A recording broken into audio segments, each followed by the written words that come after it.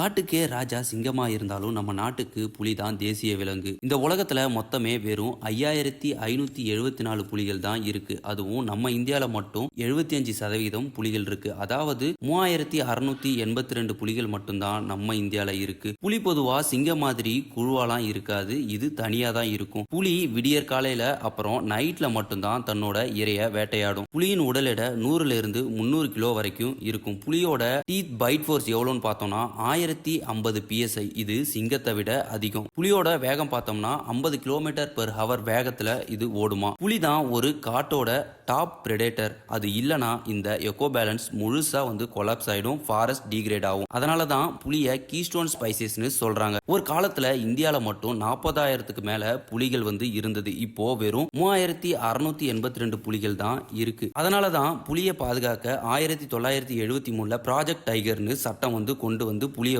பாதுகாத்துட்டு வராங்க. புலி உருமிச்சுன்னா 3 கிலோமீட்டர் வரைக்கும் அதோட சத்தம் கேட்கும். அந்த சத்தத்துக்கு பின்னாடி ஒரு உயிரோட்டம் இருக்கு. அதை நம்ம பாதுகாக்கணும். இந்த மாதிரி இன்ஃபர்மேஷனல் வைல்ட் லைஃப் வீடியோஸ்க்கு நம்ம வைல்ட் ஒண்டர்ஸ் தமிழ் சேனலை சப்ஸ்கிரைப் பண்ணுங்க.